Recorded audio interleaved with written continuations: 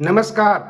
मैं आरडी भारती और आप देख रहे हैं बिहारी सुल्तान। बिहार के मुख्यमंत्री सम्राट चौधरी कितना दिन मुख्यमंत्री रहेंगे? दीपक प्रकाश के बारे में उन्होंने बड़ा घुमा फिरा के कह दिया कि मैं भी कभी 5 महीने 28 दिन मंत्री रहा था। दीपक प्रकाश एमएलसी नहीं बन पाए, भाजपा ने उनको एमएलसी नहीं बनाया और उनके पास विधायकों की संख्या नहीं थी।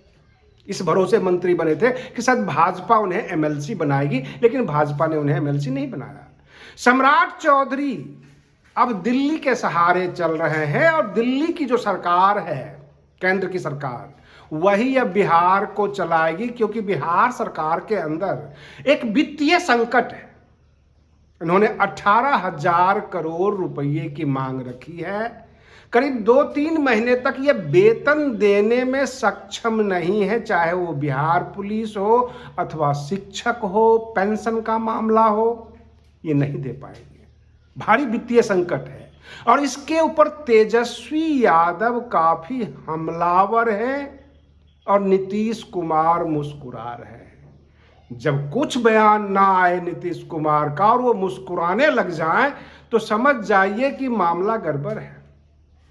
नीतीश कुमार बस मौके का इंतजार कर रहे हैं, उनकी कुछ चल बन नहीं पा रही है, शांत होकर बैठे हुए हैं। लेकिन वित्तीय संकट को अगर नरेंद्र मोदी यानी देश के प्रधानमंत्री जी हैंडल नहीं करेंगे तो बिहार की सरकार चलाना मुश्किल हो जाएगा। और भाजपा का जो केंद्रीय कमान है वो इसी इंतजार में है कि जब बिहार की सरकार और मुख्यमंत्री कमजोर हों तब हम उनके सामने ऑप्शन देंगे कि विजय सिन्हा को हम मुख्यमंत्री बनाते हैं अथवा बाकी और भी लीडर हैं भाजपा में, क्योंकि ये वक्त के सम्राट हैं। सम्राट चौधरी केवल वक्त के सम्राट हैं, क्योंकि नीतीश कुमार इन्हें पसंद करते थे, स्वजातीय थे, इसलिए मुख्यमंत्री बनाया गया और भाजपा भी जातिगत समीकरण में फंसी हुई थी। अन्यथा भाजपा जो दिल्ली की केंद्रीय समिति है वो सम्राट चौधरी के पक्ष में नहीं थी। तो अब ऊंट आया पहाड़ के नीचे, यानी वित्तीय संकट। पैसा मांग रहे हैं, सरकार चलाने के लिए केंद्र से इनको पैसा चाहिए। नीतीश कुमार तो समर्थक हैं, समर्थन में हैं, अगर आपसे नहीं चल पा रही है तो आप रिजाइन दे दीजिए, ये कह के हाथ झाड़ लेंगे नीतीश कुमार।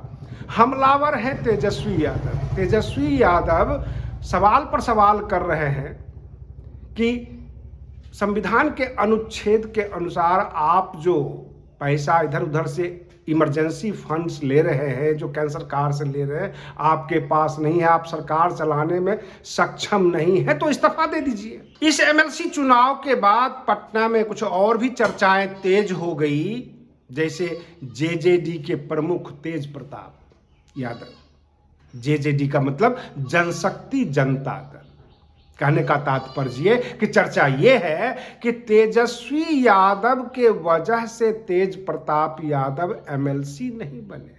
मैं आपको बता दूं कि जब तेज प्रताप यादव से ये सवाल किया गया और उनके प्रवक्ताओं से, तो उन्होंने कहा कि देखिए जेजेडी का तो कभी विलय नहीं होगा आरजेडी में। अगर ये सपना देख रहे हैं तो ये सपना ही है। रही बात माँ बाप किसी का छूटता नहीं, भाई बहन का रिश्ता कभी टूटता नहीं, तो वो तो बना रहेगा। लेकिन आरजेडी और तेजस्वी यादव की विचारधारा अलग है, हमारी विचारधारा अलग है। अब राजनीति करने के लिए हम पूजा पाठ तो नहीं छोड़ सकते, ये तेज प्रताप यादव का कहना है। तेज प्रताप यादव पश्चिम बंगाल के चुनाव में यहां तक बोल दिया था कि जो राष्ट्र के समर्थन में हो, जो घुसपैठियों को देश से बाहर निकाले, उसको वोट दे दीजिए। कहने का मतलब ये एजेंडा भाजपा का है। कई जगह सनातन सनातन ज्यादा करने लग जाते हैं तेज प्रताप यादव। शिवलिंग पे चढ़ावा देना, उसके बाद मथुरा काशी करने लग जाते हैं। इससे लोगों को लगता है कि इनके पास सनातन वाला एजेंडा है, तो कहीं ये भाजपा में तो नहीं। और तेज प्रताप यादव का कहना यह है कि भगवान का नाम लेना क्या भाजपा के पास कॉपीराइट है? हम नहीं ले सकते। ये व्यक्तिगत मामला होता है कि मैं पूजा पाठ ज्यादा करता हूं अथवा कम करता हूं। रही बात ये, आरजेडी की विचारधारा अलग है, हमारी विचारधारा अलग है। हमारी विचारधारा मेल नहीं खाती। इसमें बहुत सारे एग्जाम्पल्स दिए गए कि राजमाता विजयराजे सिंधिया भाजपा में थी और उनके पुत्र माधवराव सिंधिया कांग्रेसी थे। और वहाँ उनकी जो बहन थी वसुंधरा राजे सिंधिया, वो भाजपा में थी। बहुत सारे परिवार ऐसे हैं, मेनका गांधी हो गई, सोनिया गांधी हो गई, अलग अलग पार्टियों में रहे हैं। तो हमारा परिवार में भी अगर अलग अलग पार्टी है तो इतनी आप लोगों को उत्सुकता क्यों है? बार बार आप कभी जोड़ देते हैं, परिवार को मिला देते हैं, कभी अलग कर देते हैं, कभी हमारी पार्टी को मर्ज करने लग जाते हैं। हमारी पार्टी कभी मर्ज नहीं होगी, कभी विलय नहीं होगी। और इस तरह से पटना के अंदर माहौल काफी कौतूहल हो चुका है और लोग उत्साह से पूछते हैं, क्या आरजेडी और नीतीश नजदीक आ रहे हैं? कुछ मामला बनने वाला है?